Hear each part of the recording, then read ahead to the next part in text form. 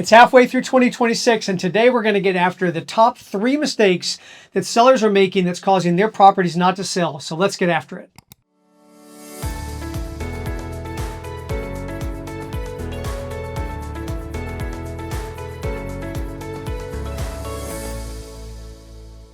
All right, guys, it is mid-2026. We're going right after it, Chris. We're talking about the 3 mistakes that we're seeing sellers make in this marketplace that's causing their properties not to sell or to sell well.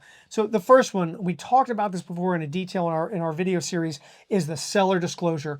Where are sellers making mistakes on their seller disclosures? Seller disclosure is so important, and we see sometimes in the marketplace sellers not taking this very seriously. This should be one of the most serious documents you fill in. It's for your protection. It's in a situation where you're providing to the buyer, the prospective buyer, the marketplace, what you know about the house. And when you omit things, or when you maybe don't fully disclose things, what sellers don't understand is that backfires multiple ways. Either a buyer knows, hey, they didn't put something I saw on there on the disclosure. What else is not on the disclosure? Correct. Or, or maybe even worse, a post-closing situation where a buyer then finds something and goes, how did the seller not know this? And then that gets all tangled up. So let me just jump on that really quick, because we had this happen just the other day. We had a seller who went through, it wasn't our seller, it was an open market seller, and they took their seller disclosure. And you can, basically ask the question, are there any problems? And you say yes, no, or no representation. Mm-hmm. They basically just went down the no representation aisle. And while you have the right to do that, the buyer's reaction was, I don't think I can trust this seller because they're not telling me anything. Yeah. This was the opportunity for the seller to tell me some things about this property in a forthright manner. Why aren't you telling me anything? Buyers know that the house is not brand new, and even a house that's new is going to have a seller disclosure with things on it. No doubt. It's just really important. It's really important to communicate to the buyer market what's going on with the house, what you know about the house. The more their confidence comes up, and they know what they're buying, they get more excited about buying it. Yeah, they'll actually move forward and make an offer. They really do. So, this is in the camp of the second issue that we're seeing with sellers is they're not addressing buyer horribilization. We've talked about that before in our series, our term about the notion that buyers are going to tend to horribilize something that they see as a condition at the property that they don't really understand and hasn't been addressed yet by the seller. And part of that horribilization is, why haven't they addressed this?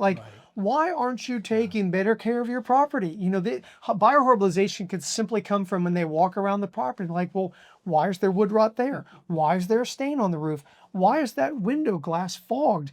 And why isn't the seller taking care of that? It becomes an issue for them, and they start qualifying the house and or maybe the seller as maybe less than what they're interested in working with, and it becomes a challenge. So sellers' mistake is that they don't go after buyer horribilization before they come to market. Put your buyer hat on, walk through and around your property, walk under it, walk in the crawl space, walk in the attic, have your agent do this and understand, are there areas of immediate obvious concern that you just don't pay attention to as a typical seller when you come in and out of your house? And what can you do now to address it so that it doesn't become a point of horribilization for a buyer moving forward? Well said, right? Well said. And so the third item is pricing. It's pretty obvious, but it leads it to us is you can misprice your property and the market's not going to respond. Pricing really is everything. That's the ultimate seller mistake can be not appropriately positioning a property for market. Buyers, if price is used as a filter where a buyer's scrolling through, that's way overpriced, they're not going to waste their time. Agents are not going to waste their time. Everybody's so busy. And as you elevate into the luxury marketplace where we do a lot of business, people that make luxury purchases, major dollar investments, they're not wasting their time with an overpriced investment. So that is real critical to watch that. And as markets shift and change, make sure you're pricing on current trajectory models. Don't look back at the way things, or don't make the mistake of saying, oh, I'll price it to negotiate. Correct. I think you need to price to sell, not priced to negotiate. Now, will negotiations take place? Yes. We have, and we go through that data so we kind of know what the market expectations are. But be reasonable about that. And if you need to you pull in your agent and really understand what buyers are going to be looking at, what buyers are going to utilize for support, price your property appropriately, and your best opportunity to get the highest price in the shortest amount of time with the best terms is going to be in that first little tenure of the listing. Yeah. It's not 6 months down the road. The longer you're on the market, everything changes.